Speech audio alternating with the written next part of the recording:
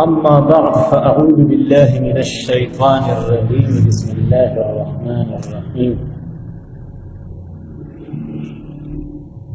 والشمس وضحاها والقمر إذا تلاها والليل إذا يغشاها والنهار إذا جلاها والليل إذا يغشاها والسماء وما بناها والأرض وما طحاها ونفس وما سواها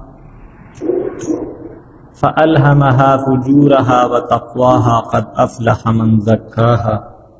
وقد خاب من دساها كذبت ثمود بطغواها إذ انبعث أشقاها فقال لهم رسول الله ناقة الله وسقياها فكذبوه فعقروها فدمدم عليهم ربهم بذنبهم فسواها ولا يخاف عقباها قال الله تبارك وتعالى إني إذا أطعت رضيت وإذا رضيت باركت فليس لبركتي نهاية وإني إذا عصيت غضبت وإذا غضبت لعنت فإن لعنتي تبلغ السابع من الولد. ضرور شریف شوق سره وای اللهم صل علی محمد وعلى ال محمد وبارك وسلم. اللهم صل على محمد وعلى ال محمد صلاة دائمة مقبولة تؤدي بها عنا حقه العظيم.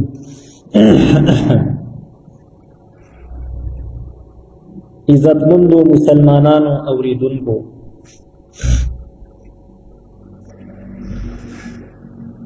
علماء کرام بزرگان دین یو مثال ذکر کړي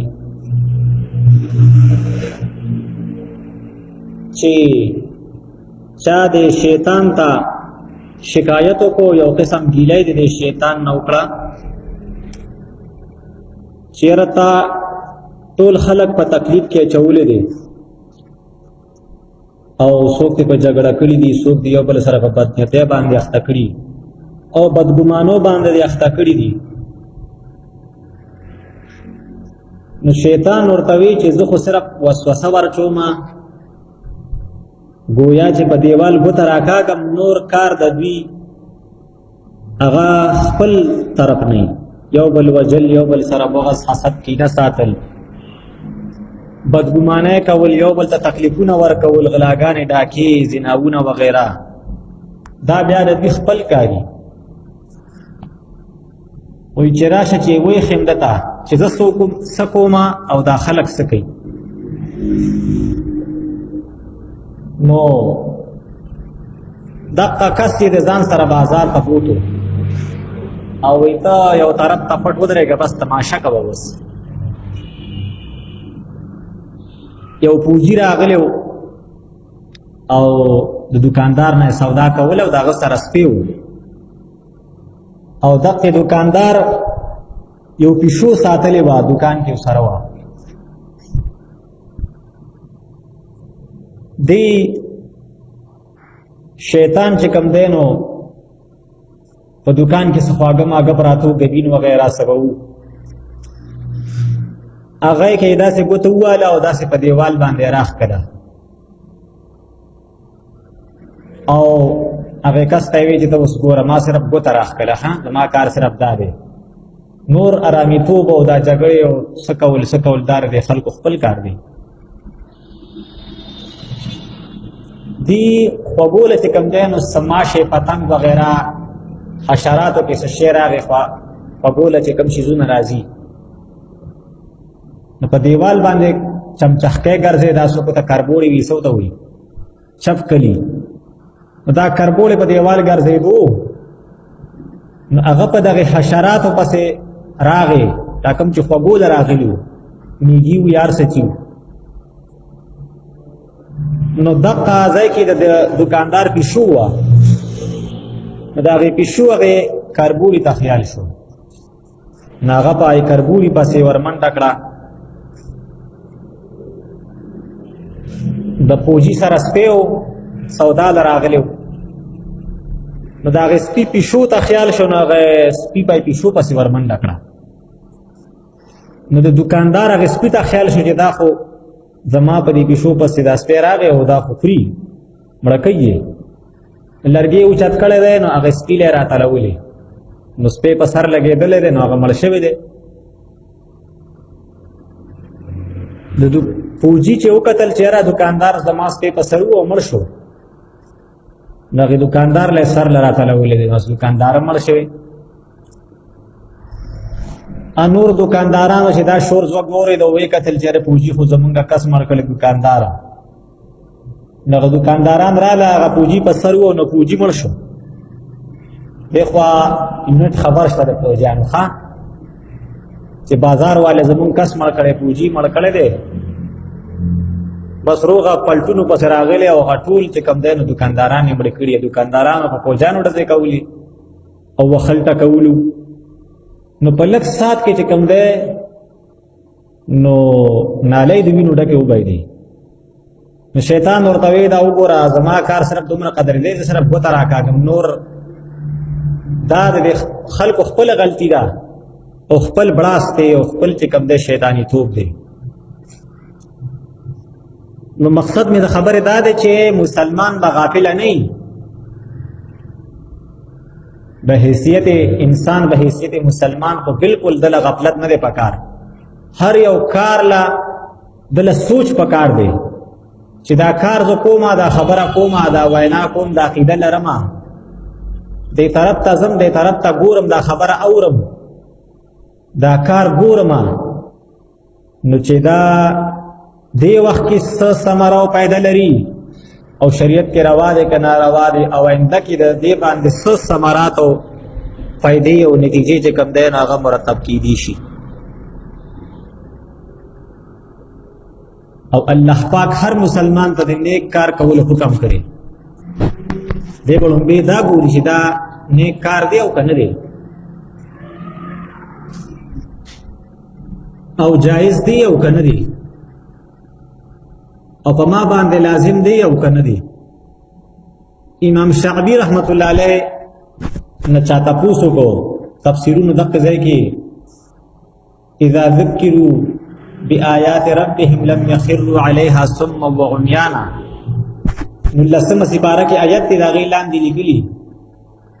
چې د مسلمانانو وړاندې آیتونه ذکر شي او احکامات ذکر شي نو په دې باندې وړاندې کاڼه مه پرېوځي چې بس زړه کې څنګه مطلب راغی هغه شان پې عمل وکړه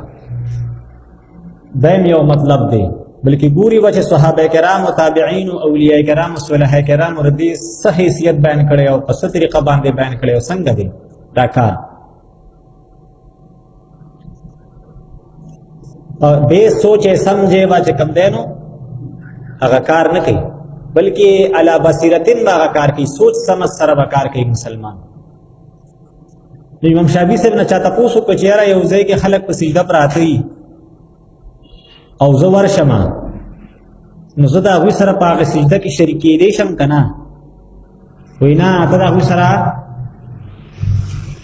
بغیر سوچ سمجھے په هغه سجده کې نشي شریک کېدلی که هغوی سجده تلاوت کوي نو تا د تلاوت سجده اورېدلې نه ده نو ته څنګه چې کوم دی نو پای کې شریک کېږي تا باندې لازمه نه ده او تا ته د سجدې حقیقت نه دی معلوم نو تا دپاره دا ناروا دي چې ته د دغې خلکو سره په سجده کې شریک شي سجده څومره لوی کار دی خدای پاک ته تندی ږدل او د خدای پاک تسبیح او تقدیس بیانول خو مسلمان ته دا اجازت نشته چې بغیر سمج نه بغیر حقیقت معلومول نه دی په دې کې د خلکو سره شریک شي چې چرندان دشته او که نشته او دا خلک په چرندان کې دي که نه دا څه سجده کوي بیا اودسه دې سجده وکړه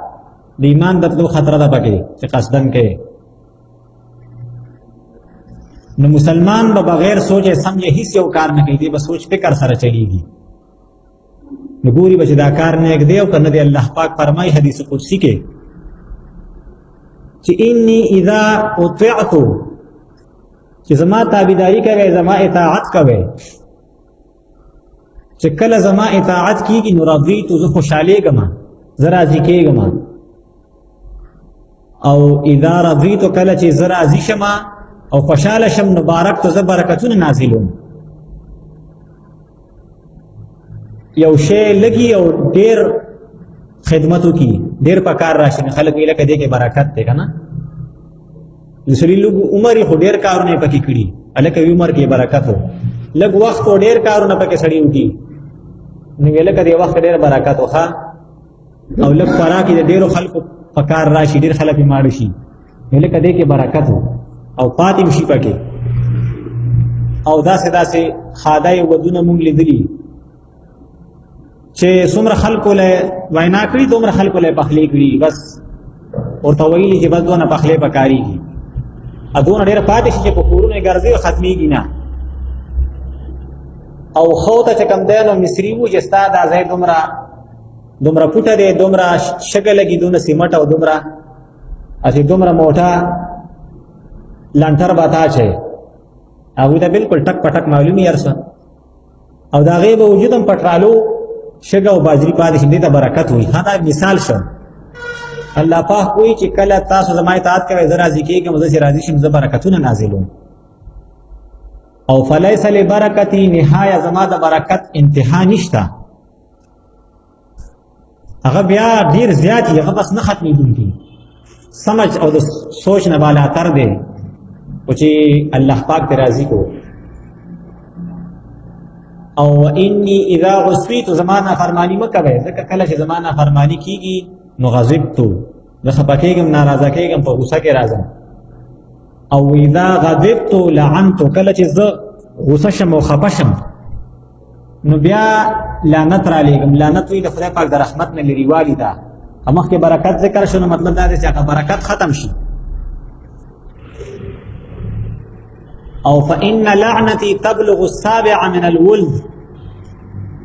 زما لعنت په خاندان کې و پیړې بیا چلیږي ګوري و پیړې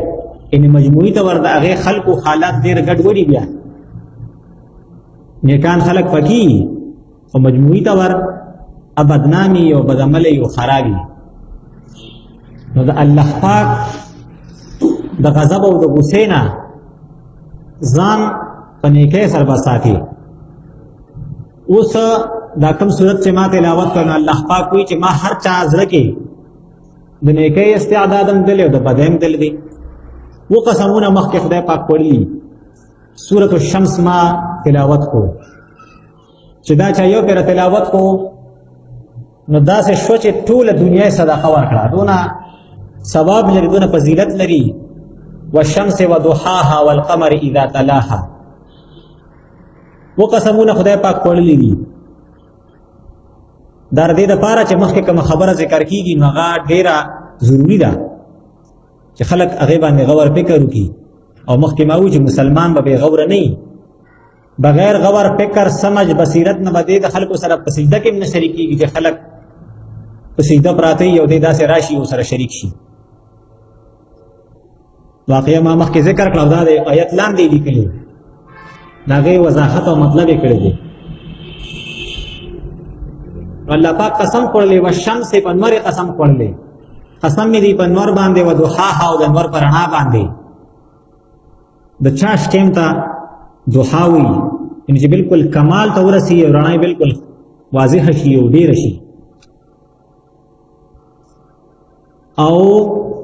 والقمر اذا تلاها قسم دې په سپوږمۍ باندې اذا تلاها کله چې دا سپوږمۍ پنور پسې شي چې څنګه دی خو نور پریوزي نه خاص سپوږمۍ روخیږي دا چې کله سپوږمۍ بالکل کامل شي غونډه ګول شي پورا سپوږمۍ یادي د 15مې شپې یې سپوږمۍ خپل کمال ته ورسي د نور درنا په کمال قسم خوړلې د سپوږمۍ د رڼا په کمال باندې قسم خوړلې او والنهار اذا جلاها قسم دې په نور باندې کله چې دا قسم دې په ورځ کله چې دا ورځ دا نور بالکل روحانه کی یعنی بالکل ښکار شي نه د ورځې په کمال باندې قسم خوړلې او والليل اذا يغشاها قسم دې په شپه باندې کله چې دا شپه دا انور پټ کی یعنی مکمله تیار شي د شپې په کمال باندې سفړ دی قسم خړلې دی او والارض وما طحاها والسماء وما بناها قسم دې په اسمان باندې او په جوړولو د دې اسمان باندې، یعنی چې کله جوړ شو کامل شد اسمانونه په کمال قسم کړل. او والارض وما طحاها قسم دې پزمکه باندې ور دې په دې غړېدو باندې چې بالکل پوره شو، د زمکه په کمال قسم کړل جوړ شو. چې دا معنا کړي چې والسماء وما بناها قسم دې په اسمان او په جوړون کې د اسمان چې الله پاک دې قسم دې پزمکه په غړون کې د زمکه چې الله پاک دې نو مخکې په مخلوق قسم کړل بیا په خالق دې کې د دلیل نه مدلول ته د انتقال هغه ترتیب ذکر کړی شوی دی. یعنی دا ټول شیزونه د خدای پاک وجود دلالت کوي. تاسو د یار څه توکته نه تاسو خدای پاک په پیژندو. او ونفس وما سواها د زمکه نفس نفس دلی قسم دې په نفس باندې وما سواها او په برابر والی دې نفس باندې. بیا سوی فالهمها فجورها وتقواها، الله پاک بیان کړي هر نفس ته د نیکه فجورها د ګناه او تقواها او د پرهیزګارۍ. هر نفس ته خدای پاک بیان کړي دی د نافرمانی او د پرهیزګارۍ، یا پته کې استعداد دل دی د بدای او د نیکه. بیا ول یا قسم اختیار ور کړي دی، مجبور نه دی، نه په نیکه مجبور دی چې ګینه دی مجبورن نیکه کوي نه بیا د ثواب ته ضرورت شو، او نه په ګناه مجبور دی چې بعض بریلیانو ته په دې کې شبهه راغلي کړه دا هر کار د خدای پاک اراده نه کیږي. موږ هر څه د خدای پاک اراده کیږي، مخلوق د خدای پاک اراده نه بغیر هیڅ نشي کولی. دا ګناونه هم د انسانانو د خدای پاک اراده کوي، ولکه چې دا د خدای پاک اراده نه کوي دی وی چې د خدای پاک اراده کوي نه بیا ذات ته ضرورت شو. موږ وینار چې خدای پاک استعداد دلې به مجبور کړي نه دی، به ول قسم اختیار ور کړی دی، کته نیکی کوي او کته بدی کوي په خپل اختیار باندې. او کله چې ته یو کار مکمل اراده وکړي نو خدای پاک هغه کار پیدا کی. اراده دا مطلب دی بیا ته هغه کار وکړي نو مکمل اراده د نیکی وکړه، کته هغه نیکی ونه کړم د ثواب میلاویږي. او خو کله اراده د ګناه وکړه او ګناه دی ونه کړم بیا د عذاب میلاویږي. مکمل یو وسوسه نه بهر خلا جدا مسله ده، خو هر انسان پزره کې دا معنا ده چې استعداد له نیکۍ مو د بدای بیا له قسم اختیار ورکړي او عقل ورکړي، په دې سره دی نیکیم پیژني او بدیم داسم ناچګي نه دی نیکی او بدی نه پیژني. او شریعت راغلی هغه ته خودلیم دي چې دا نیکی دا او دا بدی دا بیا پکې د امتیاز د لپاره قلم دی او یو قسم اختیار ورکړي چې تک نیکی کې او بدی کې. خبره پوهیږئ کنه؟ نو دی بیا یا نیکی کوي یا څه کوي؟ بدی کوي. د زمکه نفس والارض وما طحاها د نفس ذکر کړي او فالهمها فجورها وتقواها مخکې نافرمانی ذکر کړي بیا پرهیزګاری. دیکھئ یو مطلب دا دی یو لطیفه باریکه خبره ده پکې. زمکه ته وګورئ صحابو دی پکې چې کم دین او په خپل راخیږي کار کروندې د ضرورت نشته د صحابو ته. دا سه نفس ای ذکر کو دا غینه پسې ګناونه ذکر کړه. بس جمعه ته زموږ مدرسې ته هیڅ محنت مکوه، په خپل بنا فرمانه شو تباب شو ان غلط اخلاق او بدای ګناونه د دې راتل دونه ضرورت او محنت ته ضرورت نشته، په خپل بسړي کې پیدا کیږي او نفس او شیطان د په خپل ګناه طرف ته ځي. او کته په ازمکه کې غنم کړي نو حل بچلای په دې کې یا غنم به پکې کړي اور دې خپل موسمونه دي په خپل موسم با د غنمو د پاره په جدا ترتیب باندې ازمکه اړول دي او د جوار د پاره ځان لا او د مطلب شمشم د پاره ځان لا او دا کم فصل چې تاو کړ پرس کا غنم دی او کړ د اخره پورې باندې تربیت کې تاسو یو نیکیو کړه د اخره پورې بیا د حفاظت ضروري دی چې په غیبت سره یا په پردي حق اغستو سره چې په عزت سره داستانه لاړم نشي بل چاته. او ګورا په فصل باندې کو بده پاسه شوی نو بس دې مړ شي دې ختم شي. صحابو دي په یو ځمکه باندې یو لس کالو بودروا او به وچکا نو صحابو کې وګ بیا راوخیږي ها.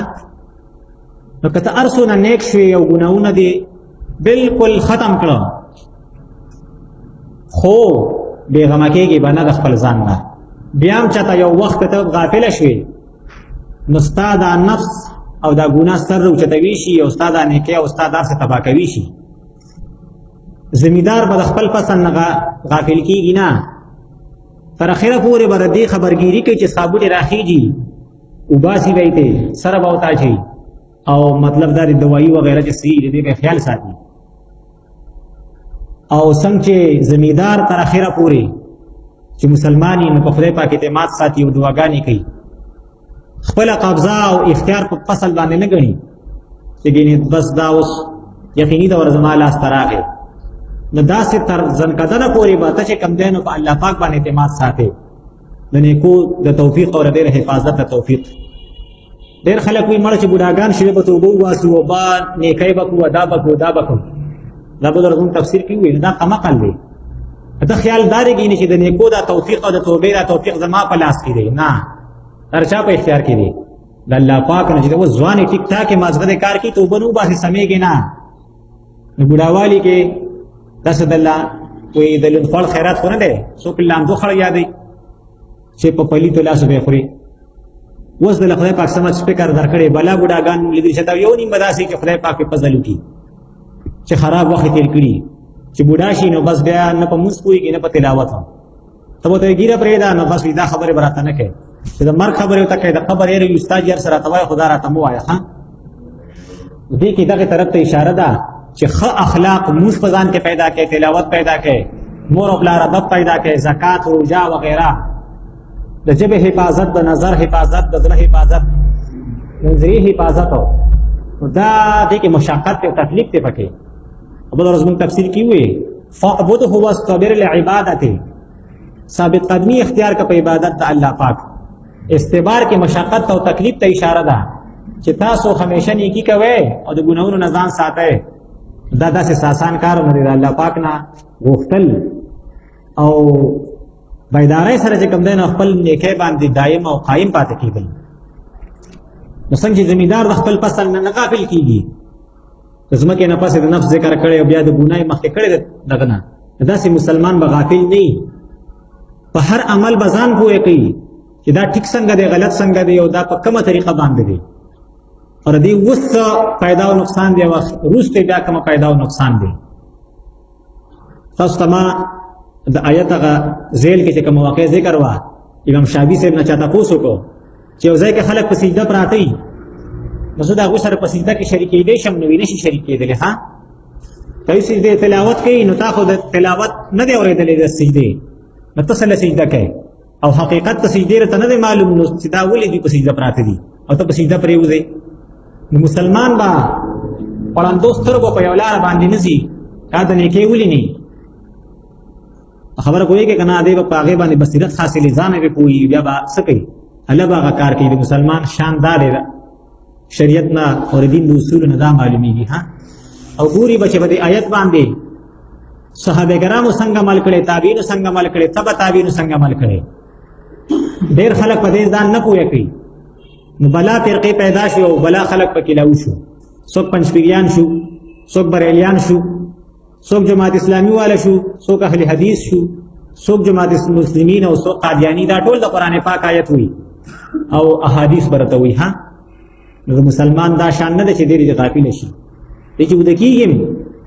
نو خدای پاک ته دعا کوي چې زه خو وده کېږم نو ته مې جان او د مال او د ایمان حفاظت وکړې. ها د بچتم او د اولاد غافل کېږي بنا دی لپاره خپل اولاد دي وغیره دا کوي. نو فالهمها فجورها وتقواها، بیا خدای پاک مقصد بیان کړي. ها قد افلح من زکاها، کامیاب شو هغه کس چې د خپل نفس پاک کو. هغه زمیندار کامیاب دی چې د خپل پټي او د فصل خبرګیری کوي. دغه چې اولاد کامیابی عموما چې څوک د خپل اولاد خبرګیری ساتي، د خوراک سکاک ګرځېدو وغیره، د تعلیم تربیت، نو تجربه مشاهده داره چې الله پاک دغه مهنت نه ضایع کوي، کامیابی چې پوره اخلاص سره یو دیندارۍ لاندې تربیت دي نه به شک شو به کامیاب دی. بیا کم از کم دته کامیابی ده کنه. یو سړي خپل ذهن پسته کېنو او زوی مړ شو یا ذهن خراب شي یا په غربت راغی حفظ یې ونه کړی شو یا وتښتېد وي نه کوم حفظ خدای پاک د دې پلار د پاره ثواب لیکي د حافظ ها الله پاک یو مطلب دا سړي خپل زوی علم تکینو غربت پر راغی یا بیا ذهن کار پر خو یا بیمار شر سے چل چو شو هغه محروم شو خدای پاک دې پلار د پاره په عملنامه کې چې د په اخلاص د زوی کې نولي د عالم ثواب لیکي نو مسلمان بسنه دې بالکل غافل نه دی با هر ټیم چې کم دی نو چا چې خبرګيري کړي قد افلح من زکاها کامیاب دی هغه کس چې د خپل نفس پاک کو د غلطو نظریاتو نه غلطو اعمالو نه غلطو سوچونو فکرونو نه خپل نفس پاک کو وقد خاب من دساها او قد افلح مطلق راغلی دنیا کې کامیاب دی او آخرت کې کامیاب دی وقد خاب من دساها هغه کس نه مراد دی او ناکام دی چې د خپل نفس په ګناونو کې ورډوب کو غلط نظریات غلط اعمال سوچونه فکرونه مجلسونه ایو سړی سره د خپل سم دی خو د بل سره په ګناه کې شریک شو دام پکې داخل دی د خپل نفس په ګناه کې ورډوب کو سورہ قلم کې خدای پاک یو واقعه بیان کړي چې یو سړی او هغه با خپل فصل درې سیکو یا دام راغلی چې اکثر یې سبا چې کم دی دا الله په لار کې ورکو یو یې سبا په باغ ولګو یو یې سبا خیراتی ورکو یو یې سبا ځان ته پرې خو دو نو چې کله دا سړی مړ شو نو بچو یې وی زمونږ د پلار بې وقوفه وګدالې ونې خان چې غریبانانو له پکې څه کوله په دې زمانو کې یو زوی سمو قال اوسطهم الم اقل لكم لولا تسبحون یو پکې نیکو وغم د دې سره په دغه کار کې مرګري شو په سبب زو او چې خلک را پاسي غریبانان خلک خبريږي مسکینان چې مونږ دا میوه شکلی خاور وړي می بس دې چې لاړه نو خدای پاک د شپې شپې دی لاغه باغ تبا کړو ها دغه کس پکې سمو خود دې سره په غلط کار کې مرګري شو نو دیم پکې د خپلې سینه محروم شو نو وقد خاب من دساها او ګناه کې د چا سره ملګری کېدل یو سړی غلط کار کی ته نه کوي خو ته نه مانه کوي وس دکېږي زوی دې نو وس دکېږي لور دې دا خزر ده یا دې ملګری دې نو وس دکېږي چې ته وې کنه نو دام پکې ملګرتیا ده اکثر مطلب دا دی یو ورور باندې سب مصیبت راشي نو ټول ورونه سره کړيږي یا داسې مصیبت ټول خاندان ور سره شرمېږي او کړيږي دا ولې چې دیو سره پدې کې شریک دي دی منع کو نه پکار دا چې وخلې ټکولې وې تړلې وې جیل له ور کړې وې خو چې دې کار نه منع کړې وې چې دا باندې کوي جرګې په سره دا کړې وې نو هغه کارو کو دیو سره په غلط کار کې شریک شو نو بس دې مو سره شرمېږي او تاوان په دم راځي نو دغه ځای کې چې کم دی یو ټکی دغه کس ویلې دی نیک چې پکې کم نیکو د معلومه سره پکې تبا شو څنګه چې دا وي تبا کېدو لولا تسبحون دا ټکی ویلې وي تاسو ولې په خدای پاک باندې بدګماني کوله نورې معناګان دی او معنی دا ده تاسو خیال دا و چې زمونږ د خپلار یو انسان کانو غریبانانو لای ورکوله یو په باغ لګوله او یو سبا کور ته وړه تاسو زمونږ پلار به وقوف ته تاسو خیال دا وګینې چې کم فصل خدای پاک کړي بس دا به موږ خدای پاک راکړه دی او بس دا به نور نه راکړي کوم غریبانانو لته خپلې صبر کو موږ به بیا سفرو تاسو په خدای پاک غلط ګمان وکړئ چې دا قاعده له درکو نو د دې امر نور او د دې سیوا د خدای پاک نور درکوي شي ها دا موږ چې صدقه نه ورکو یا زکات نه ورکو چې سره امداد نه کوو زموږ خیال ګینې دی چې ګینې خدای پاک دا راکړي ګینې نور نه راکړي کستا دا خیال وي چې دا خدای پاک نور بم راکړي دا تاسو سره چې په لاس کې دی دام ستا په اختیار کې نه دی او کله چې دې تلل باغتا نو قران پاک یو ټکی ویلی ولا یستثنون دایونه چې ان شاء الله سبب باغ کې میوه شکو دای سم یقینو چې بس دا شی دا بس زمونږ دا او بس دا موږ په کوزه خامخاره وو ستا په جیب کې چې دا کمال دی ستا په قبضه کې په ظاهر کې دا اوسم ستانه دی په حقیقت کې رچا دی کستا دا خیالي چې رمال خدای پاک دا راکړي نور نه راکړي کې دا صدقه کم بیا بس خورم نورم درکوي شي او دام ستانه دی دا نه داسې لګوي شي روکوي شي سوځوي شي آیا دا چې د سره دی بس پکار را نشي آیا په غلط ځای کې استعمال شي ګناه په کار کې استعمال شي هغه کس کامیاب دی چې خپل نفس پاکو او هغه کس یا هغه معاشره هغه کور هغه قوم هغه ملک تباہ او برباد دی چې خپل ګناونه په خپل نفس په ګناونو کې ورډوب کو او بیا خدای پاک یو مثال هم ذکر کړی دی اور دې خبره وضاحت کړي چې د ګناه صرف سزا په آخرت کې نه ده دنیا کې هم د دې سره راځي عذاب راځي او سزا ها نه دا قوم ثمود کذب الثمود بتقواها واقعه بیان کړي یو کس را پاسې دو او سره لکسانو او هغه وخی چې کم دی نو هغه حلال کړه ذبح کړه ها او ټول قوم تباه شو. نو ارامیتوب یو شیطانیتوب یو کس کړو او ټول قوم تباه شو. دا ولي کته د غلط خلکو سره مرګره شوې ته هغه پاغي ګناه او غلط عقیده غلط عمل نم کويږي او تو سره پکې شریک ته راضي ته چې دې څه کوي بس ټیک دی. نو چې کوم عذاب راضي او کوم سزا راضي جو پټول باندې یو شان راضي ها.